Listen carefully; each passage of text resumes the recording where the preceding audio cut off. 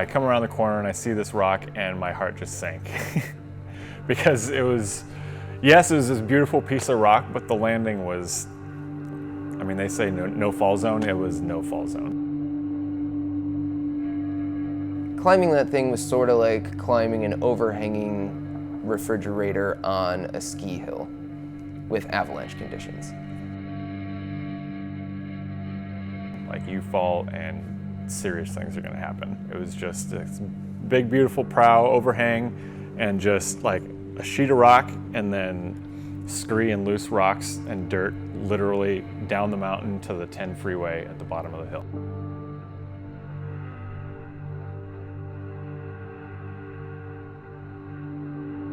Right before he was about to go, I was just like, dude, I don't feel comfortable with this. I don't feel comfortable walking around out here. I don't feel comfortable about you climbing this. You know, there's too many variables of things that could go wrong, and you're not gonna walk out of this if you fall.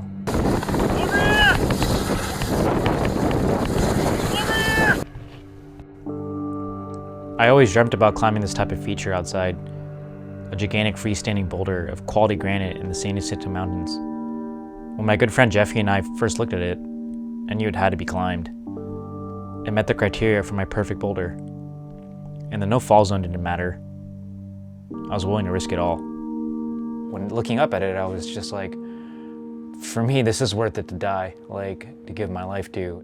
September 5th, 2016, I thought it was just gonna be another day of bouldering. I get to do my project. I thought I was putting them in a pretty exciting position where I was like, okay, cool, you get to see something crazy go down. But no, the opposite happened, not in the way anyone wants. And to put those three guys, three lifesavers in that position, you know, never even crossed my mind. I was just like, don't fall, Ice, or you'll die.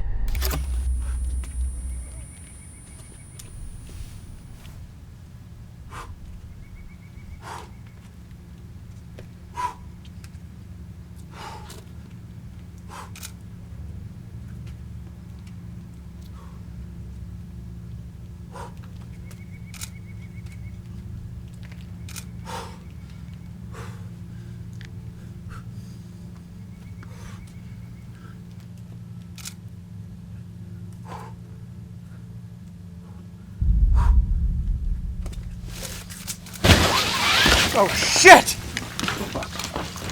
Oh fuck! Oh my god. Is he okay? No, he's still going. Fuck.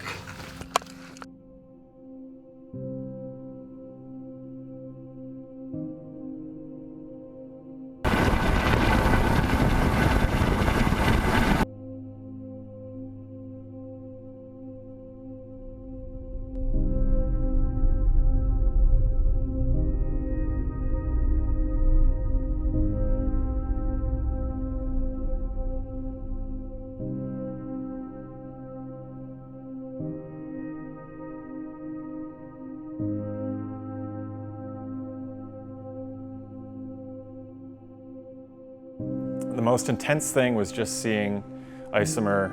You know, he fell, and the first thing that hit the ground was his head, and it was just like a light switch. His whole body just went limp and tumbled like a rag doll, literally just down the mountain into this dark abyss. It was absolutely terrifying. It was about 75, 80 feet down the hill that I finally saw him, and I just saw him face down on the floor. He was kind of sitting perched on this rock, and his legs were just kicking. Like, you're not really sure if this is him being alive or this is like the last kicks of his brain moving. So I ran the entire way back to the ranger station, which took about 30 minutes. Got lost. It was my first time at that boulder, and it was dark. I somehow found my way back to the ranger station, somehow got the rangers back to the area at night. The rangers got to him within 2 hours of his fall, I'd say. I was sitting with Dan on the side of the hill.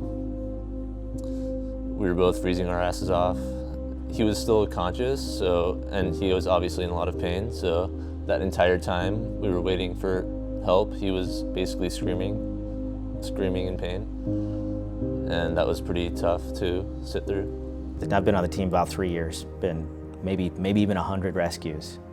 This will be one I remember for the rest of my life. The uniqueness of this rescue, knowing the medical scenario we knew about it going into it, we knew what we were getting ourselves into, and then just how it ended up. If you weren't there or he didn't tell you the story, you'd probably have no idea what he went through. The fact that he's walking normal, looks normal, still enjoys rock climbing, it's pretty amazing. For at least a week, I made up some other climb in my head that I had fallen on because I couldn't believe you could survive falling off this thing. Yeah. Like, this is leg-breaking territory. Yeah. Or an arm or something.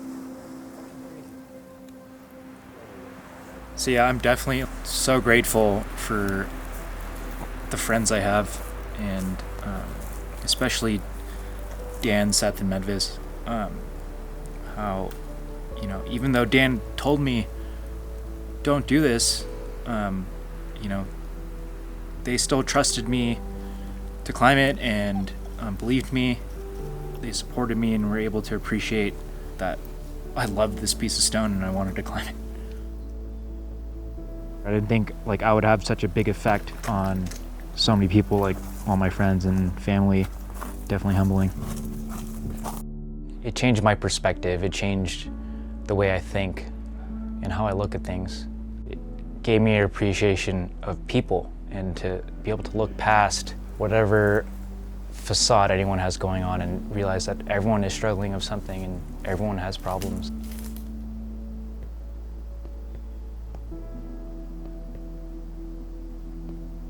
Even after the brain injury, I couldn't stop thinking about it. It was the background picture on my phone. I looked at it every single day for almost 2 years.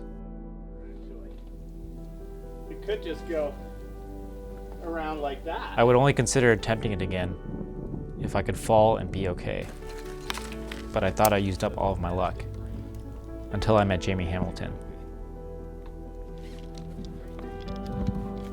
Bouldering 101. Yeah. Whoa, I believe your ass.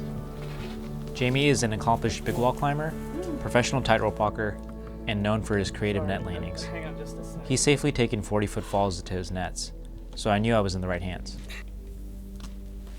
After months of preparation, Jamie gave me the opportunity to attempt this boulder in a responsible manner.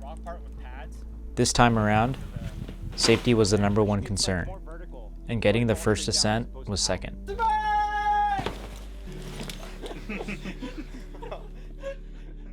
Come on, Isamer. Slap, heel, slap, toe hook, grip, heel hook, cross. Don't fall.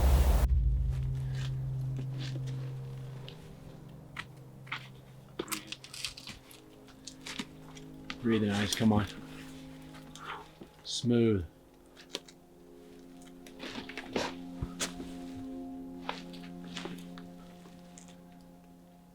Yeah. Come on, Ice. Yeah, Ice. Beautiful. Yeah, buddy. Come on. Come on. Come on, Ice. Yeah. Stay with it. Great.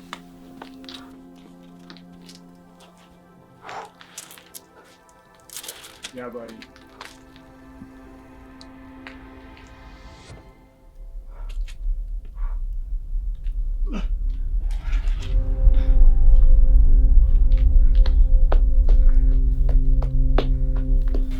Okay, Isamer. Good job, man. I was just so overwhelmed with all these thoughts and emotions. Thank you so much. But the one thing I could discern was immense gratitude I felt for everyone who was with me on the mountain. All my family, all my friends, the rescuers, rangers, medical professionals, and those that messaged and called. because all those people made this possible.